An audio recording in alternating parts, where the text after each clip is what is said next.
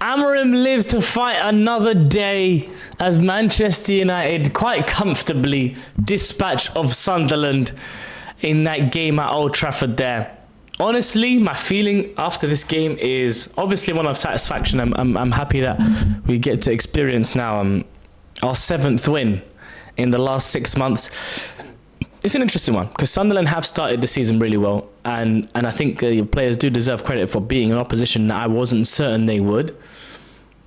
But at the same time, there's the reality that Sunderland are a promoted team, and we most certainly overpowered them. We definitely overpowered them in that first half, and to that avail, I guess to that point, I'm happy with them doing what is expected of them. But there were moments in that game where Sunderland had periods of control. It came to mind, especially towards the end of the first half, beginning the second half. Basically, they ended the first half and started the second half really well and had another period of possession in that second half as well. But it wasn't too much threatening. Sene Lammens had to make Xhaka save. There's another one that happened late on. Maybe 2 or 3 times he was called upon and he answered that call comfortably almost every single time. United had 15 shots today to Sunderland's 8 and had more XG as well. Speaking of Sene Lammens, I thought his debut was really assured. It didn't throw the kitchen sink at him, but Reef, for example, in the other net in that first half was unbelievable for Sunderland, because United were really peppering Sunderland in that first half and did do really well. What I'd really like to see is the fluidity, a bit more fluidity in the way that Ahmad and Mbeumo are understanding each other's positions. Ahmad doing those first time passes from right wing back in towards Mbeumo, I thought was really good. I thought Casemiro was good today.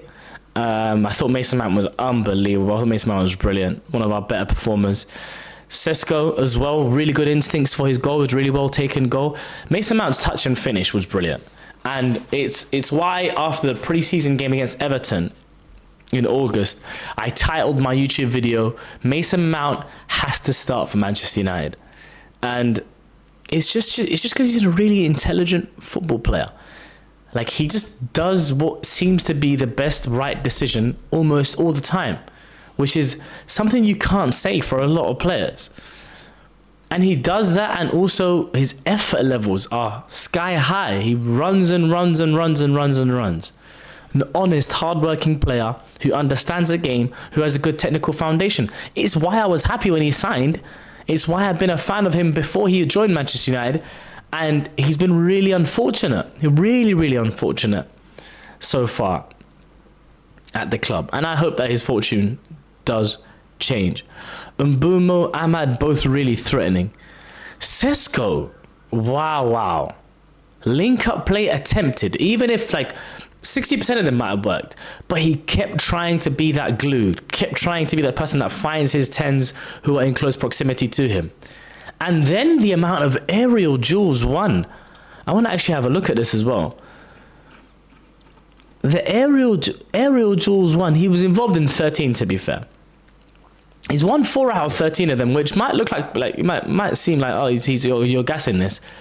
Almost all of them were perfect flick-ons that if one of the 10s gambled would have been through on goal. Like, from the eye test, it looked like this guy, he can win the ball in the air. And he did at enough of a rate for me to be comfortable and say, you know, if we start using that trait of his aerial prowess, we can actually get a lot out of Sesko. He took his goal really well. There was obviously the incident right on the end of the first half where he was involved in a penalty appeal, which I think was rightly overturned because I don't think it was anywhere near a penalty. Yoro assured almost every time we watched him. De Ligt, proper old-fashioned defender. You know what you're getting from him. Luke Shaw was okay today as well. Not a lot of threat. I want to talk about Diogo Dalot, because that was a really bad performance. Like, that was a really bad performance. From when the first action that he had was a touch on the left-hand side of the pitch, that his touch was so bad that he went out of play, is when the alarm bells should have been ringing. Like, it was a very poor performance from Dalot, getting a lot of things wrong, a lot of basic things wrong as well. Really poor performance from him, in my opinion. Bruno had that, obviously, a brilliant shot that was saved unbelievably by Reeves, which was genuinely one of the saves of the season for me. But yeah, Bruno was fine. Nothing really to write home about. Lamens was good, nice and assured. United played better than their opposition, who I expected more from, if I'm being honest.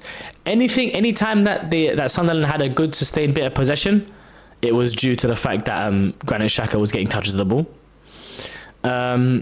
Traore and Adingra started off looking like they would be thorns in Manchester United's side. Adingra ended up getting hooked for tactical reasons because the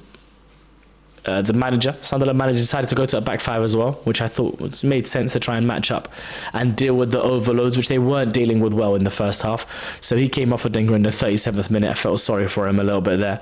But yeah, it's a really assured and comfortable performance. It gives AMORIM... What does it give AMORIM? It gives AMORIM inners time to lie to us again. Like, it's another chance for them to lie to us again.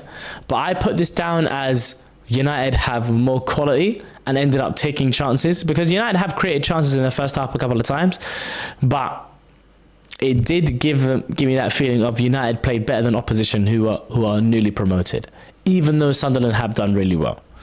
And it doesn't change my stance on anything, and I don't think 90 minutes should change the stance from anyone. The same way that if the ownership were already, firm on their belief that AMORIM is not the man, this game shouldn't change their mind. The same way that if someone is an AMORIM inner,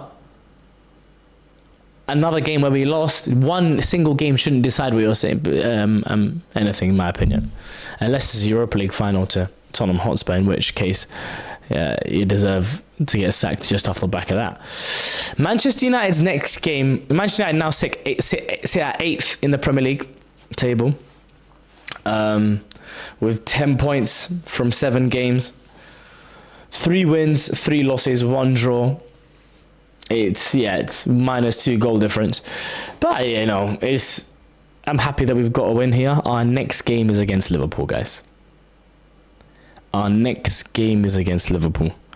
I am worried about that game because I think, although we may create chances early on in that game, Liverpool know how to create chances nice and early in games as well. So it will be a concern. It will be a worry about that game specifically, because I think Liverpool have so much power going forward, and they know how to control games. That's something else I want to speak about.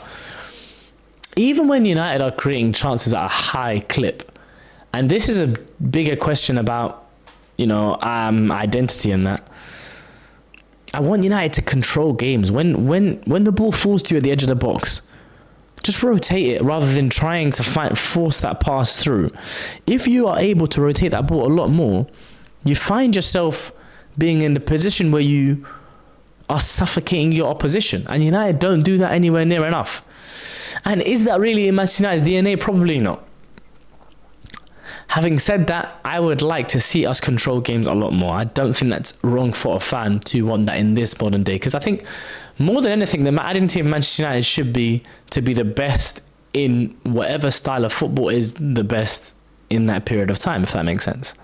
It shouldn't be just because we used to counter-attack, we should counter-attack all the time. United should perform like the best team in the country, and the best teams in the country control games, and United are not there yet, and we don't look like we're close to being there.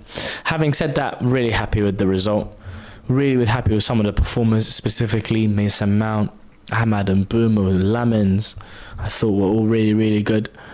And yeah, we move on to the Liverpool game. Hopefully a win is on the cards. Let me know what you guys think down in the comments down below, and I'll catch you guys next time. Peace.